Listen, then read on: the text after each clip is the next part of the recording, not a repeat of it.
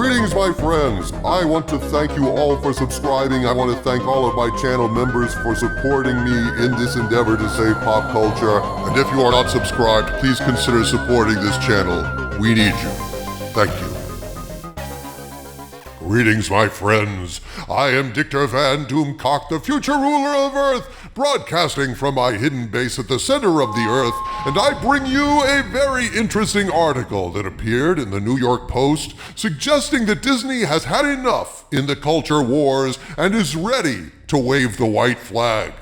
Disney has been beaten down in the stock market, battered by outraged parents tired of their kids getting indoctrinated by political messaging in movies and shows on Disney+, bruised by their dust-up with the state of Florida over legislation they had no business weighing in on, demoralized by the drop in attendance at their theme parks, frightened by subscribers leaving Disney+, and freaked out badly that their recent announcement of a $60 billion investment in their theme parks and cruise ships over the next 10 years only caused their stock to plummet even further.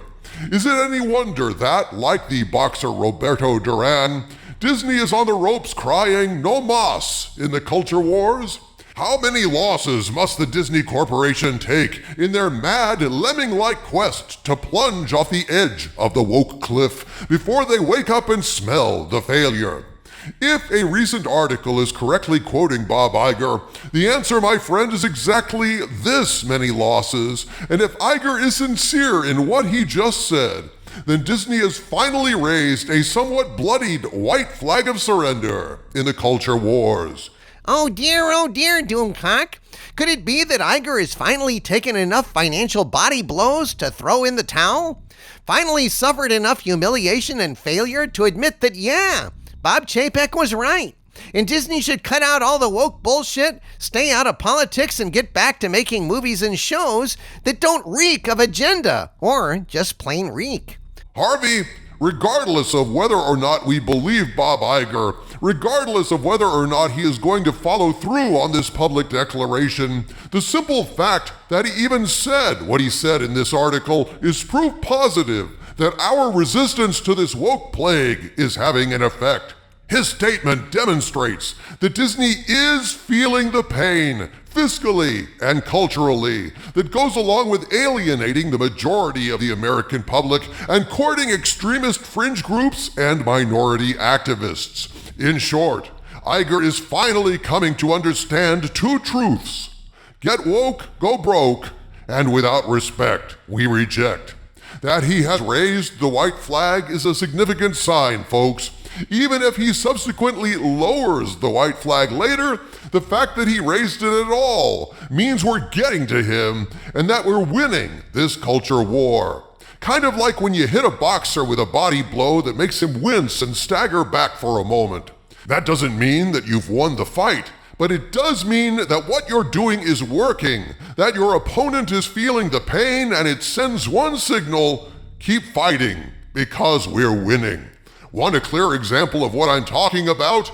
The New York Post released an article yesterday titled "Disney to Quiet the Noise in Culture Wars Amid Ron DeSantis Feud, Bob Iger."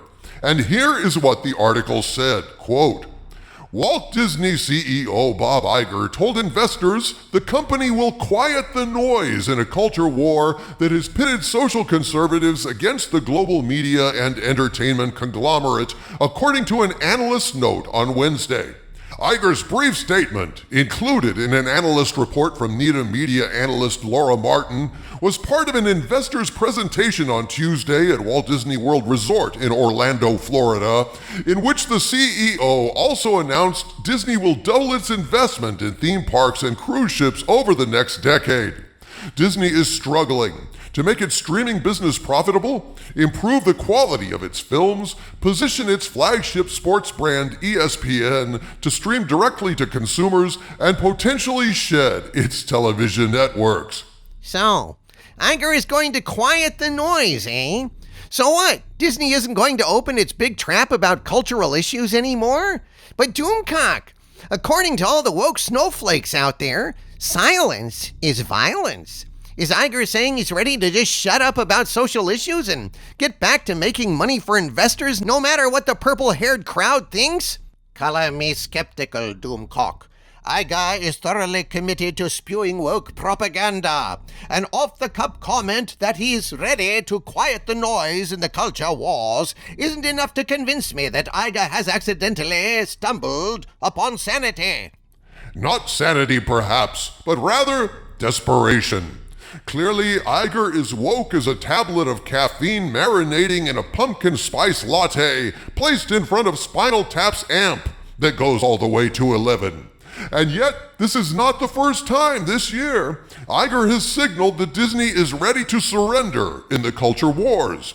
Iger's claim that Disney is ready to quiet the noise seems even more like a retreat when you consider his comments to an agitated investor back in April of this year.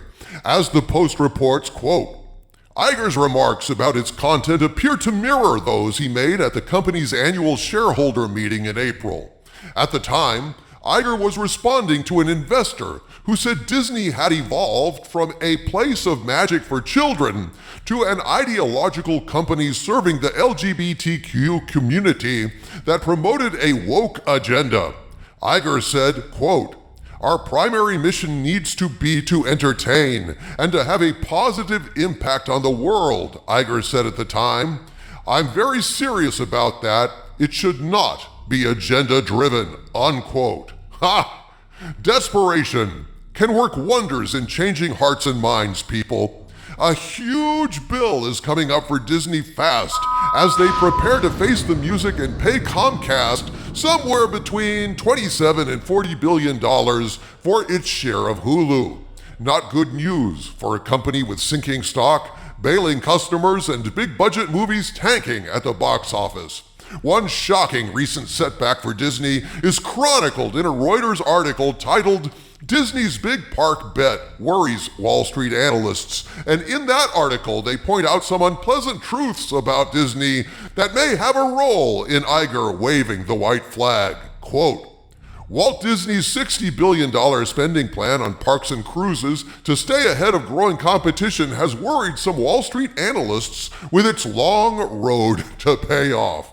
The media and entertainment giant on Tuesday unveiled a 10-year outlay for the business that has carried it through streaming losses at a gathering of Wall Street analysts and investors at the Walt Disney World Resort in Orlando, Florida.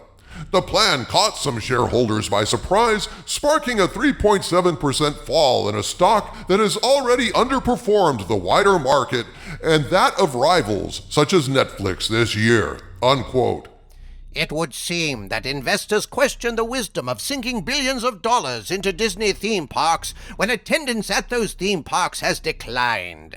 This decline in park attendance is well documented even in the servile mainstream media outlets, and so pouring more money into a flagging business didn't blow investors' skirts up. Indeed, this move did nothing to address the real problem at Disney, rampant wokeness and entertainment that is one kernel of corn away from being outright shit. Astute financial analysis, O Skull of Calderon. Andrew Powell of the Daily Caller agrees with you. In an article, he states, quote, Bob Iger, the CEO of Walt Disney, told investors that Mickey Mouse and Company will quiet the noise in the culture war that has turned both conservatives and liberals at that against the entertainment giant, according to an analyst note Wednesday via Reuters. The brief statement from Iger, which is featured in an analyst report from NIDA media analyst Laura Martin, was part of a presentation to investors Tuesday at Walt Disney World Resort in Orlando. Iger's comment comes amid Disney struggling to keep their business on solid ground.